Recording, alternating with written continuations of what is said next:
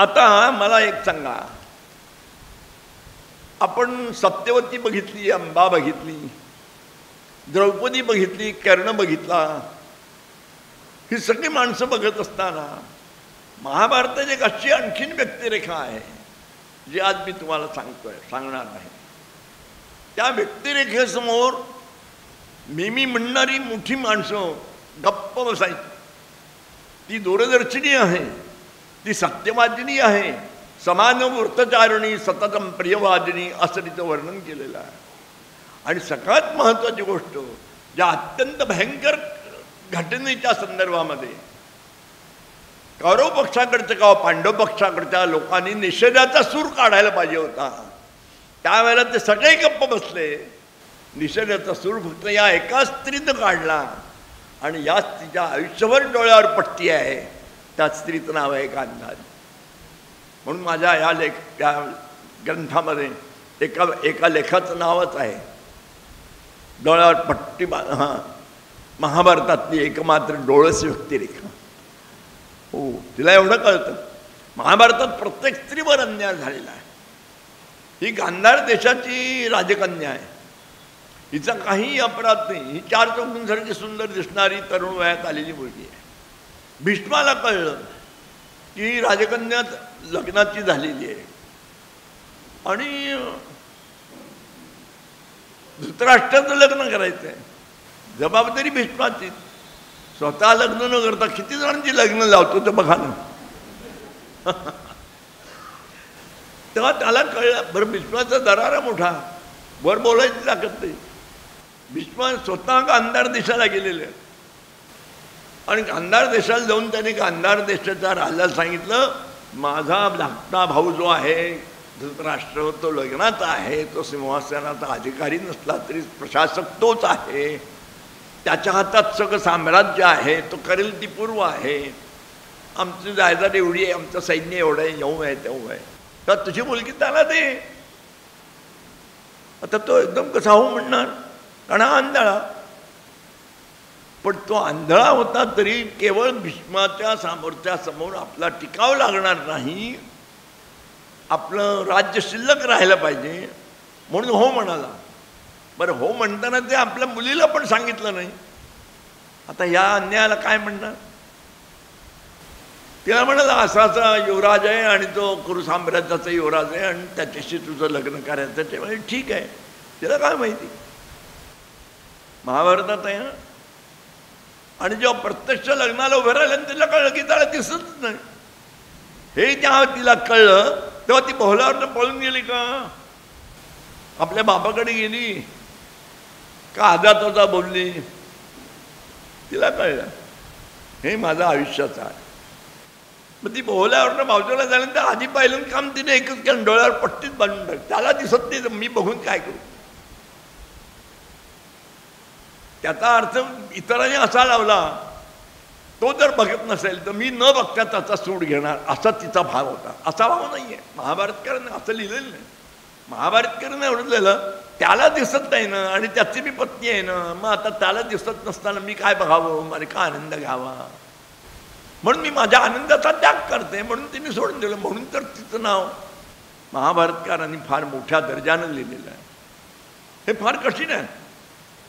तुम्हाला चालता येते म्हणून मी चालतच नाही असं नाही आहे. ते तुम्हाला जर या सगळ्या सौंदर्याचा आस्वाद घेण्याची क्षमता नाही आहे, आणि ती जर ती जन्मतःच गेलेली असेल, आणि तरी मला तुम्हाला दिलेलं असेल, आणि माझं लग्न झालं असेल, तर एकच पर्याय आहे, एक तर तुम्हाला सोडून निघून जाणं. पण त्या काळामध्ये अशी परिस्थिती, पळून आलेल्या मुलीशी लग्न होत नव्हतं. शालवतपणाला जी पळून गेलेली मुली तिच्याशी लग्न कोण करणार, असं आंबेला म्हणाला आहे. पळून जायचं म्हणजे एकाकी राहायला पाहिजे, बाप सांभाळणार नाही, पळून गेलेली मुलगी म्हणून. मग आता माझ्यासमोर पर्याय काय, त्याच्याबरोबर राहणं हा पर्याय आला. मग कसं राहायचं नाही मी ठरवतोय. तर मला कोण सांगणार, भीष्म सांगणार का माझा बाप सांगणार. म्हणून तिने डोळ्यात पट्टी बदली, तिने शेवटपर्यंत काढली. त्यामुळे काय झालं, डोळ्याची क्षमता वाढली. नुसतं डोळ्याची क्षमता वाढली नाही, त्याला सगळंच कळायला लागलं. किती कळत होतं तुला. कदाचित जन्मतः तिच्यामध्ये काही क्षमता जास्ती असावी असं माझा अंदाज आहे. कारण एकूण तिचं जे चरित्र आहे ते अत्यंत प्रेरणादायक आहे. पहिलं मूल झालं दुर्योधन. दुर्योधन झाल्यानंतर असाच चमत्कारिक वाईट कानाला लागतील असा रडला. तेव्हा तिला कळलं हे मूल आपल्याला लाभणार नाहीये. म्हणून तिने आपल्या सुतिकागृहात धृतराष्ट्राला बोलवून, तरुण धृतराष्ट्राला बोलून सांगितलं, हे मूल तुम्ही ठेवू नका, याचा त्याग करा, टाकून द्या, सोडून द्या. तो मला का हा मुलगा म्हणे कुलक्षय करेल. मला काय दिसतंय ते मी तुम्हाला सांगते. तो माझा पहिला मुलगा आहे म्हणलं, सिंहासनाला अधिकारी आहे, मी त्याचा कसा त्याग करू ते तुम्ही ठरवा. तो गेल्यानंतर विदुराला त्यांनी बोलवलं आहे आणि विदुराला त्यांनी सांगितलं आहे, तुम्ही लक्षात ठेवा मी काय सांगतो. हे मूल चांगल्या पद्धतीनं रडलेलं नाही. त्या रडण्यातनं मला सगळ्या स्त्रियांचा आक्रोश ऐकायला येतोय. कौरव पांडव नंतर एकीनं राहतील असं वाटत नाही. आत्ताच त्यांच्या कुरबुरी सुरू झालेल्या आहेत. त्या रणांगणावर सगळा पुरुष समाज संपल्यानंतर घराघरात स्त्रिया आक्रोश करणार आहेत. तो आक्रोशाचा आवाज त्याच्या रडण्यात मला दिसला. त्यापेक्षा ह्या मुलाला टाकून दिलेलं चांगलं ना. घरात नको म्हणले, तुम्ही प्रयत्न करून सांगा त्यांना. त्याने विदुराने सांगायचा प्रयत्न केला. तो कसा ऐकणार? तो म्हणतो मी वाट बघतोय, कारण युधिष्ठिर आधी जन्माला आल्यापासूनच मी अस्वस्थ आहे. कोण म्हणतो? धृतराष्ट्र. कुंतीला तो आधी झाला, त्यानंतर 1 वर्षाने दुर्योधन झाला, म्हणून युधिष्ठिर मोठा. तो झाल्यापासून मी अस्वस्थ आहे आणि आता मला मुलगा झालाच आहे, त्याला टाकून द्यायचं. तिला वाटतं म्हणून मी टाकून देणार नाही. ती म्हणजे माझं काम संपलेलं आहे, सांगायचं काम मी केलं. तिच्या मर्यादा आहेत, त्याच्या पलीकडे ती जात नाही. तिचं सगळ्यात मोठं योगदान कोणतं आहे? आश्चर्य वाटेल तुम्हाला. युद्ध झालं, सगळे डाव ते हरले, शेवटचा डाव ते हरले. आणि ते जेव्हा पुन्हा हरल्यानंतर आपल्या गावी गेले, राजधानीत गेले इंद्रप्रस्थाला, तर पोचले नव्हते. तेवढ्यात धृतराष्ट्राच्या मनात आलं, दुर्योधनाच्या मनात आलं. सापाच्या शेपटीवर पाय पडलेल्या अवस्थेमध्ये सापाला जिवंत सोडलं म्हणजे केव्हा तरी तो डंक करणारच. हा सगळ्यांना आपण जवळजवळ विवस्त्र करून बाहेर पाठवलंय, ते स्वस्त बसणार नाही. ते केव्हा आक्रमण करतील त्याचा भरोसा नाही. एका डावा करता तरी त्यांना परत बोलवलं पाहिजे. सगळ्यात दुर्दैवाचा भाग असता नियतीचा, जो द्यूताच्या विरोधात आहे, ज्यांनी दूत करू नका म्हणून सांगितलंय, त्या विदुराला धृतराष्ट्र सांगतो त्यांना बोलवून आण म्हणून. काय चमत्कार. म्हणून तो त्यांच्या मागून रथातनं धावत जर गेलाय तर ते आपल्या राजधानीत पोहोचलेलेच नाहीत, रस्त्यातच त्यांनी गाठलंय. आणि त्या विदुराने जेव्हा युधिष्ठिराला सांगितलं आणि त्या पांडवांना सांगितलं, एका डावाकरता पुन्हा तुम्हाला बोलवलंय, त्याच्यावरती हा मूर्खच म्हणायचं त्याला. म्हणून युधिष्ठिर, त्याला कळलं ना फसवाफसवीचं राजकारण आहे, तर आपण आता सावध राहायला पाहिजे. विदुराला विचार, काय निरोप आहे? काही नाही, तुझ्या काकांचा निरोप आहे, तुम्हाला एका डावाकरता बोलवलं आहे. त्याने मी आता येणार नाही असं म्हटलं असतं तर काय बिघडलं असतं? उलट तो असं म्हणतो, माझे काका माझं हितचिंतन करणारे आहे त्याची माझी खात्री असल्यामुळे मी येत आहे. हे महाभारतकाराने लिहिलेलं. तर असा हा परत यायच्या आत पांडव पुन्हा एका डावाला परत यायच्या आत त्या भर सभेमध्ये त्यांचे दागिने, मुकुट, अंगावर दागिने, जे काय दागिने, आणखीन ऐश्वर्य ज्याला आपण धन म्हणतो, ते सगळं अस्ताव्यस्त त्या सभेमध्ये पडलेलं आहे. ते उचललेलंच नाही आहे. अजून एक डाव झाल्यानंतर मग ते आपलंच आहे की आत्ता उचललं काय नंतर, तसंच आहे. हे दासीनं जेव्हा गांधारीला सांगितलं, त्या दासीला घेऊन गांधारी तिथे आलेली आहे तुझे भर सभेमध्ये. आणि आता ते परत येणार म्हणून सभा थांबलेली आहे. भीष्मानं त्यावेळेला तो वाचाच नाही. भीष्माने सांगायला म्हणजे एक डाव नाही होता, आता होणार नाही, झालं तेवढं खूप झाली विटंबना. तोही गप्प, द्रोण गप्प, कृप गप्प, सगळं गप्पच. दुर्योधनापुढे कोणाची मात्राच चालत नाही आहे. आणि गांधारी आलेली आहे. गांधारी आल्यानंतर सगळ्यांना आश्चर्य वाटलं. कारण नसताना स्त्रिया मुद्दाम सभेमध्ये येत नसतात. हिला बघितल्यानंतर सगळे तटस्थ झाले, आता ही काय करते. तरी ते जे सगळं धनकोश पडलेलं तिथे आल्यानंतर समोर बसलेल्या सिंहासनावर बसलेल्या धृतराष्ट्राला उद्देशून म्हणते, त्वन्नेत्रा संतुदे पुत्रा, तुमच्या नजरेच्या धाकात तुमच्या मुलांना ठेवा आणि न्यायानं, नीतीनं आणि धर्मानं राज्य करा, ते तुम्हाला लाभेल.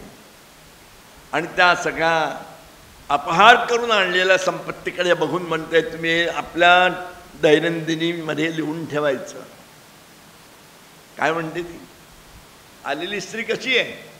सरळ मार्गाने आलेली आहे का? सन्मार्गाने आलेली आहे? नाही. प्रध्वंसिनी क्रूर समाहिता श्रीही. श्रीही असा शब्द संस्कृतमध्ये बरं का, नुसती स्त्री नाही, पुढे 2-3 पाहिजेत, विसर्ग पाहिजे. क्रूर समाहित याचा अर्थ क्रूर मार्गाने आलेली स्त्री म्हणजे लक्ष्मी कशी आहे? प्रध्वंसिनी, नुसती विध्वंसिनी नाही. घरादारासकट मानवतेचा खाक करेल ती. प्रध्वंसिनी क्रूर समाहिता श्रीही. हा पूर्वार्ध झाल्यानंतर पुढे ती म्हणते, मृदू प्रौढा गच्छति पुत्र पौत्र.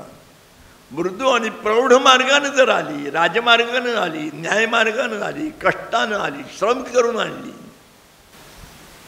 गच्छति पुत्र पौत्र, पुढच्या 10 पिढ्यापर्यंत ती लक्ष्मी तुमच्या घरामध्ये नांदेल. हे धृतराष्ट्राला सांगते आणि तुम्हाला पण सांगते. गेली 10,000 वर्ष, 5,000 वर्ष सांगते. आम्हाला सगळ्या लोकांना कौरव पांडवाचं युद्ध सांगितलं. आम्हाला भीष्म काय म्हणतात, द्रोण काय म्हणतात, एकलव्य काय म्हणतात, हे सगळ्यांना सांगितलं. तो स्वर्गाला गेला ते पण सांगितलं. पण गांधारीनं सांगितलेलं अर्थशास्त्राचं भविष्य कोणीच सांगितलं नाही. मीच सांगितलं पहिले त्याच्यामध्ये. हो, प्रध्वंसिनी क्रूर समाहिता श्री मृद प्रौढा गच्छति पुत्र पौत्रा. यात काडी मात्र, तिळ मात्र, अक्षर मात्र बदल झालेला नाही. ज्या वेळेला भ्रष्ट मार्गानं घरामध्ये लक्ष्मी आणली, ते घर तर उद्ध्वस्त होतात, पण त्यांचा परिवार सुद्धा दिसावतो. एका दुर्योधनानं अपहार करून पांडवांचं सगळं घेतल्यानंतर काय शिल्लक राहिलं? राखाडी शिल्लक राहिली.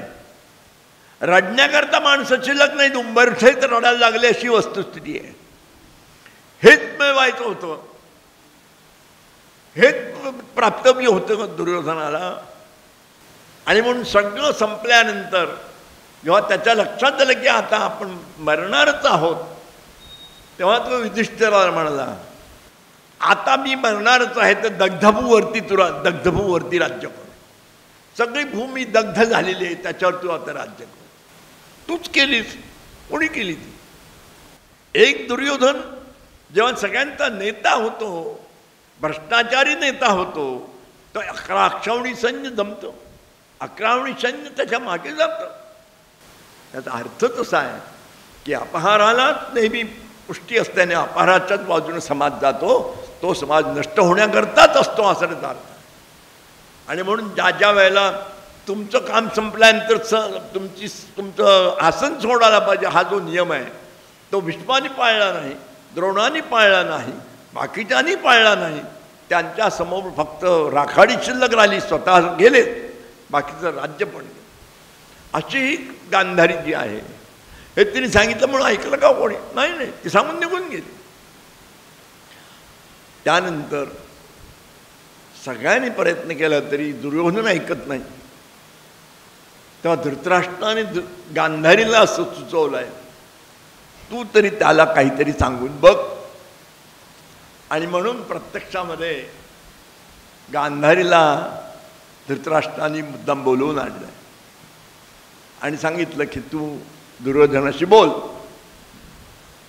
म्हणून त्यांनी दुर्योधनाला आपल्या दालनात बोलवलेलं आहे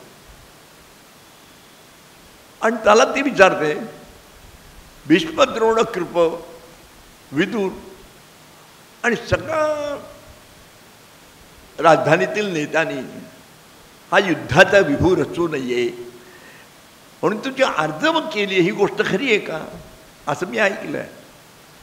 हो म्हणा. तू का ऐकत नाहीस? त्यामुळे माझी इच्छा आहे सिंहासनावर सम्राट म्हणून मला राज्याभिषेक व्हायला पाहिजे. तर तिने प्रश्न विचारला, पांडवांचा पराभव कोणाच्या जीवावर करणार आहेस असं तू ठरवलंयस? बघा प्रश्न.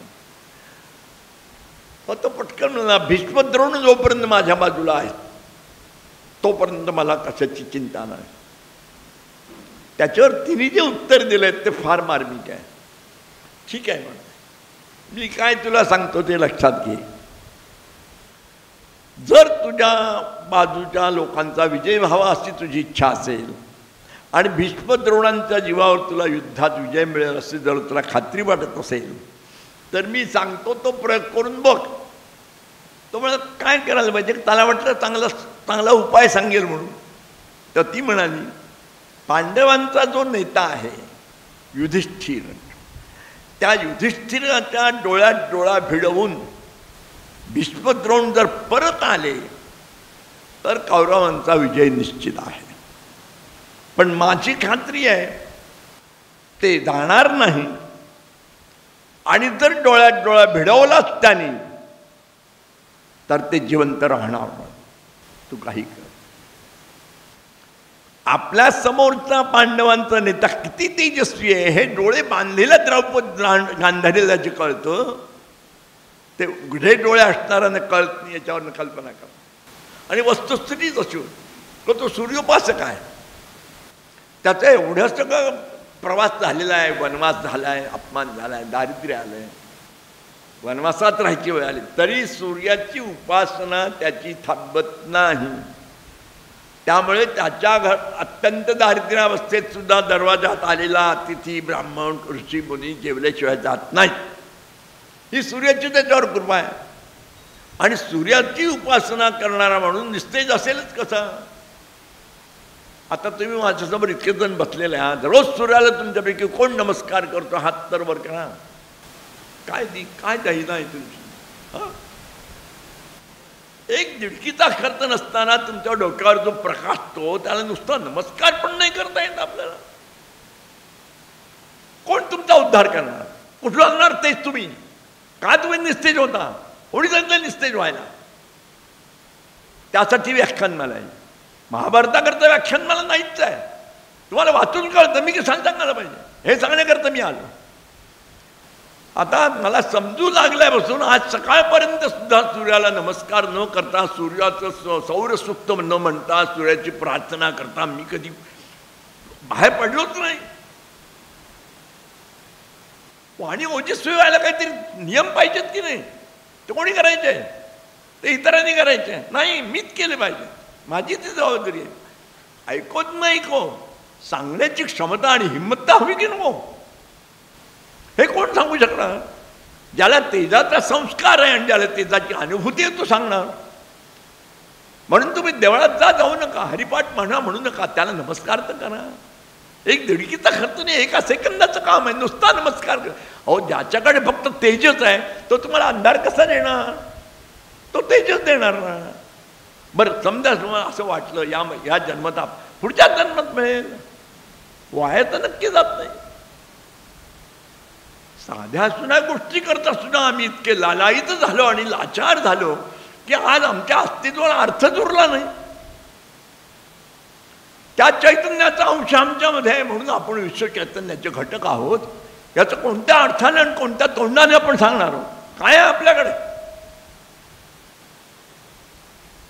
तर प्रत्यक्षात तिने जेव्हा सांगितलं त्याच्या डोळ्यात डोळा भिडवून जर ते परत आले तर तुमचा विजय होईल.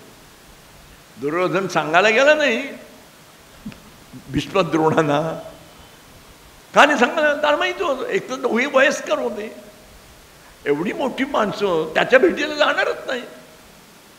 आणि हिने सांगितलेलं खोटं होणार नाही, ते मेले तर काम कसं कर म्हणून तो त्याला सांगायला जात नाही. पण तिने भविष्य आधीच सांगितलं.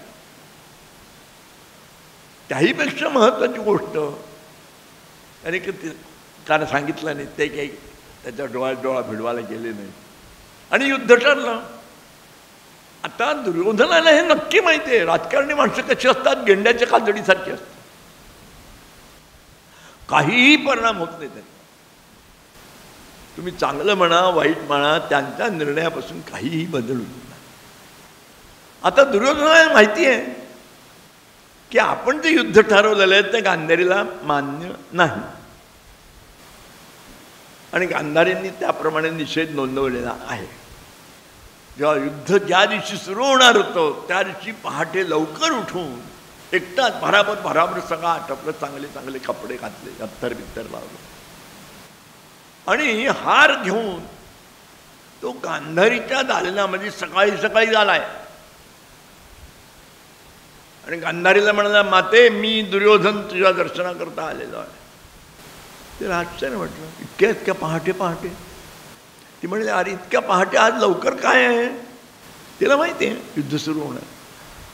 अका आजपासून युद्ध सुरू होणार आहे ना? हो हो हो, म्हणून तुला नमस्कार करायला आलो, मला आशीर्वाद दे.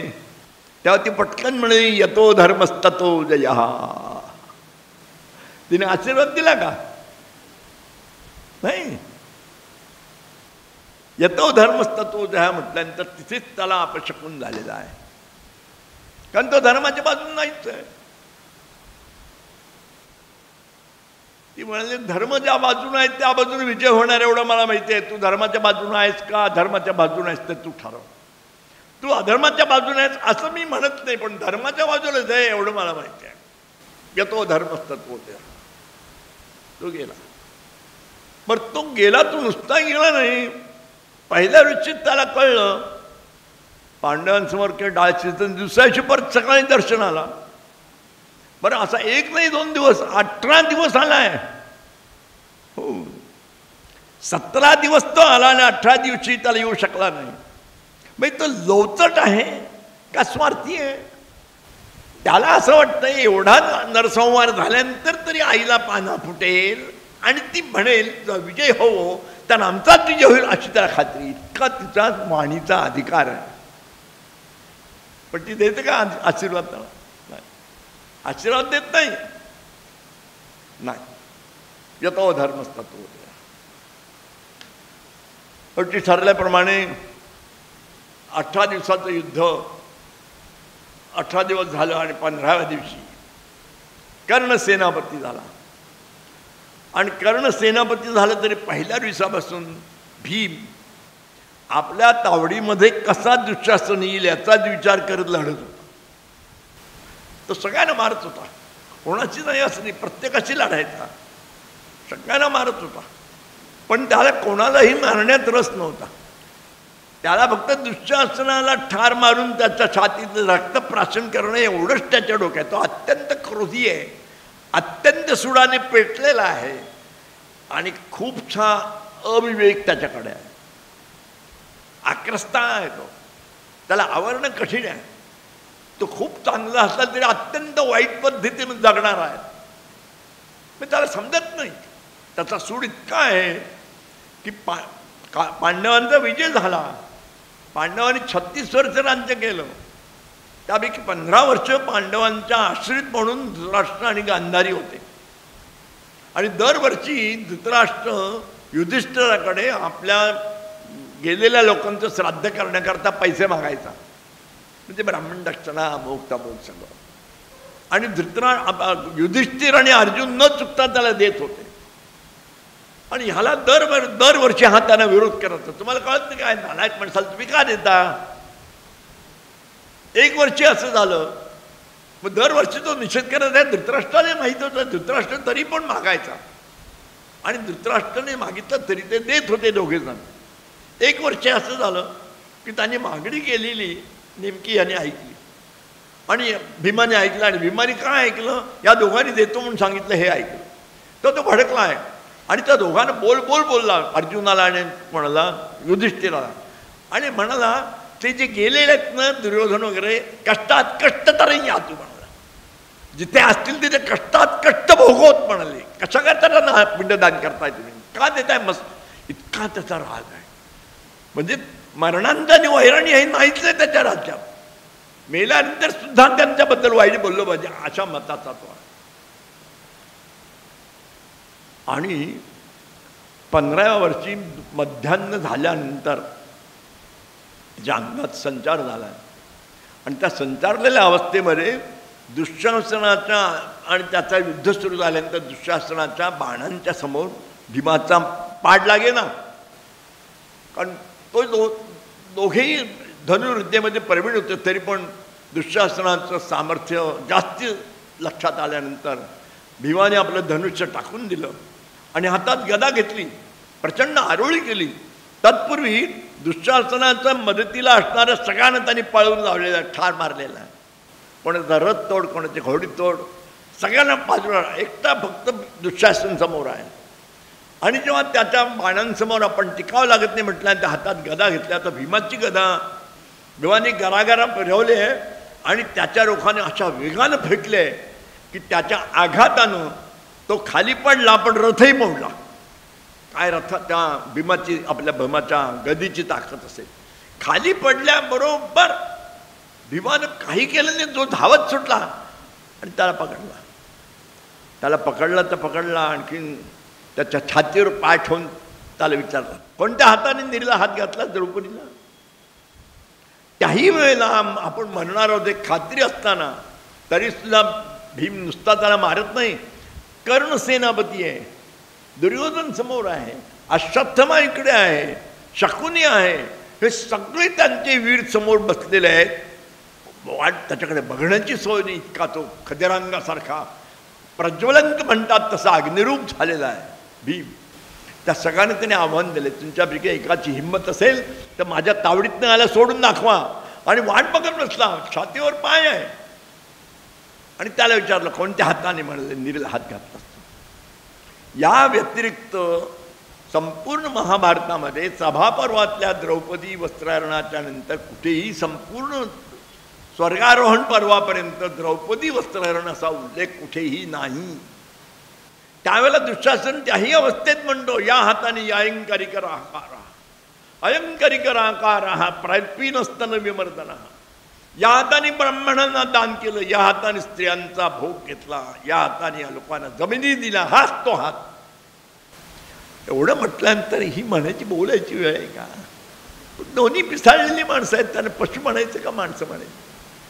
त्या संतापाच्या भरात त्याची त्यांनी हात खेचून घेतला आणि एक मुक्का मारल्यानंतर छाती फुटल्यानंतर जे रक्तप्राशन केलं त्यांनी. ही सांगण्यासारखी गोष्ट आहे का? वर्णन करण्यासारखी गोष्ट आहे. तरी महाभारतकारांनी हा बिभत्सरस अत्यंत भयानक पद्धतीनं वर्णन केलं. आता ह्याचा निषेध कोणीतरी करायला पाहिजे. युधिष्ठिरांनी करायला पाहिजे, अर्जुनाने करायला पाहिजे, त्या लोकांनी करायला पाहिजे, या लोकांनी करायला पाहिजे, ज्याला दिसेल त्यांनी केला पाहिजे. कोणी काही बोलत नाही. संबंध युद्ध 18 दिवस संपलं. आपल्या मेलेल्या मुलांच्या प्रेतांकडे प्रेतांना बघावं म्हणून झाशीला घेऊन गांधारी आलेली आहे. आणि गांधारी तिथं आल्यानंतर त्यांनी निरोप पाठवला, भीमाला बोलवलेला आहे. भीमाला कळलं भीमाची हिंमत नाही बघा. ज्या ताकदीनं त्यांनी दुःशासना मारलं तो दुःशासन, तो भीम नुसतं गांधारीने बोलवलं म्हटल्यानंतर पायाखालची वाळू सरकायला लागली. काय करणार नाही, शाप बीप देईल काय? पण बाकीचे म्हणाले तू जा, आम्ही नाही येणार म्हणाले, तुला बोलायला तुला. हा जणू भरायला समोर. गांधारीला कळलं दासीने सांगितलं आलाय म्हणून. आणि गांधारीने त्याला विचारलं, मी जे ऐकलंय ते खरं आहे का? म्हणाले दुःशासनाची छाती मोडून त्याचं तू रक्तप्राशन केलंस असं मी ऐकलंय, खरं आहे काय? आता खरं बोललं पाहिजे. त्यात म्हणतो माते दुःशासन माझा भाऊच आहे, मी त्याचं रक्तप्राशन कसं करीन? पण मी प्रतिज्ञा केली होती म्हणून हाताला रक्त झालं आणि हाताचं रक्त ओठाला लावलं, मी प्यालो नाही, माझ्या ओठाच्या आत रक्त गेलेलं नाही, हे खोटं बोललं. उलट मातेच्या स्तन्यापेक्षा आणि स्वर्गातल्या अमृतापेक्षा हे सगळ्यात गोड आहे म्हणणारा हा भीम तिच्यासमोर लटपटला. आणि तिचा म्हणण्याचा उद्देश असा होता, दुःशासन, दुर्योधन, शकुनी, कर्ण तर खालच्या पातळीवरच होते, त्यांना तू नाहीतरी कोणीतरी मारायला, कारण ते अत्यंत अधम आहेत, अधम होते असं ती म्हणते. तू मारलंस पण मला राग नाही आहे म्हणलंय, पण त्याचं रक्तप्राशन करण्याच्या त्यांच्यापेक्षा तू खालच्या पातळीवर का आलास? कोण आहेस तू? तुला कळतं का काय केलंस ते? तू रक्तप्राशन केलं नाही आहेस म्हणाले. तुझ्या पातळीवरनं खालच्या पातळीवर आला, त्याचं मला दुःख झालं म्हणून तुला मी जाब विचारते, काय केलंस तू? म्हणून महाभारताच्या या ग्रंथामध्ये महाभारताची डोळस व्यक्तिरेखा असं मी म्हटलंय. हे जे तिला कळलं ते महाभारतात कोणाला कळलं नाही, कोणालाही कळलं नाही. सगळ्यात शेवटी युद्धात विजय मिळाला. आता पद्धत अशी आहे की विजय मिळाली की मोठ्या लोकांना आपण नमस्कार करतो. मोठे लोक आहेत कुठे? युधिष्ठिर आणि गांधारी, ते कौरव पक्षाकडे. पांडव पक्षाकडे मोठी माणसंच नाही, सगळी मारली. मग आता नमस्कार करायला जायला पाहिजे. युधिष्ठिर असा सरळ मार्गी आहे, नमस्कार तर शत्रू असतील म्हणून माझं नमस्कार करणं काम आहे. म्हणून जेव्हा आता नमस्कार करायला आले तर पोटामध्ये भय आहे. श्रीकृष्णाला म्हणतात काय करायचं, आम्हाला जायची इच्छा आहे. श्रीकृष्णाला जा, तुम्ही नमस्कार केलाच पाहिजे, बरोबर आहे तुमचं म्हणणं. श्रीकृष्ण मागे राहिला आणि हे जेव्हा पुढे जायला लागले तेव्हा सगळ्यात पुढे युधिष्ठिर आहे. सगळे घाबरलेले आहेत, काय सांगता येत नाही. आणि तिला सांगितलंय, तिचे सगळं कापलेलं आहे, तिचं काही शिल्लक नाही आहे. आणि तिला सांगण्यात आले की युधिष्ठिर नमस्कार करायला पांडवांसकट 5 भावांसकट आलेला आहे, 4 भावांसकट. द्रौपदी पण आलेली आहे. हो, येऊन दे म्हणाले. आणि जेव्हा तो नमस्कार करायला वाकला खाली, त्यावेळेला महाभारतकार असं म्हणतात, तिच्या डोळ्यावर जी पट्टी आहे त्या पट्टीतून जे किरण बाहेर पडले, त्या किरणानं युधिष्ठिराची पायाची नखं काळी झालेली आहेत. ती काळी झालेली नखं बघितल्यानंतर जे बाजूला उभे होते ते सगळे एका रांगेत मागे आले घाबरून. बापरे, नुसत्या किरणाने जर त्याचे काय म्हणतात नखं जर काळी होत असतील तर डोळे गोडल्यानंतर आपलं भस्मच होणार, म्हणून ते घाबरून मागे आले. नमस्कार कसा करावा? तेव्हा श्रीकृष्ण पुढे आले आणि गांधारीला म्हणाले, गांधारी रागव नकोस, त्या आशीर्वाद मागायला आले. हो, मी रागवलेलं नाही म्हणे, करून देत नमस्कार. आणि मग त्यांनी सगळ्यांनी नमस्कार केला आणि सगळे बाजूला झाले. बाजूला झाल्यानंतर मग श्रीकृष्णाला हे जायच्या आधी जेव्हा कळलं किती संतापतीनं आपल्याला शाप देईल, म्हणून तिचं सांत्वन करण्याकरता आधी श्रीकृष्ण गेले. आणि श्रीकृष्ण किती चतुर आहेत, श्रीकृष्ण सांत्वन करायला नुसतंच गेले नाही, श्रीकृष्ण गेल्या गेल्या रडायलाच लागले, जणू की त्यांचीच मुलं कापली. गांधारी म्हणले, अरे तू का रडतोय? तुझं कोण गेलंय? माझी मुलं गेले, मी रडायचे, तू का रडतोय? तुझं सांत्वन करण्याला माझ्याकडे शब्द नाहीत म्हणून मी आता रडतोय. हो नाही, तू शांत हो, तू शांती. ह्याला शांत करायला लागला, हळूच म्हणाला, ते येत आहेत ना दर्शनाला म्हणून मी सांगायला आलो. असं होय म्हणाले. आणि ते लगेच ते संतापते, म्हणते, अरे तुझ्यामध्ये ही क्षमता होती. आमचं कौरवकुळ जिवंत असताना आम्ही मेलो असतो आणि नंतरही मेले असते तर आम्हाला दुःख होण्याचं कारण. ही तुझी क्षमता असताना तू आम्हाला जिवंत ठेवून त्यांना ठार मारलंस, म्हणून मी तुला आता शाप देते. काय शाप देते? अद्य प्रभृती 37 वर्षे कुलक्षयम भवति. आजपासून 36 वर्षांनी तुझ्या डोळ्यासकट तुझं काही अधोकुळ खाक होईल, तुला काही करता येणार नाही. तो म्हणाला, माते तू शाप दिला नसतास तरी हे होणारच आहे, मला माहिती आहे. ते येतात त्यांना घेऊन येऊ का नमस्कार करायला? मग ती शांत हो म्हणे येऊ. तेव्हा अशीही डोळ्यावर पट्टी बांधणारी गांधारी महाभारतातली एकमात्र डोळस व्यक्तिरेखा आहे. तिचं नक्की वैशिष्ट्य मी आज तुम्हाला सांगितलं. उद्याच्या व्याख्यानात उद्या भेटूया. धन्यवाद.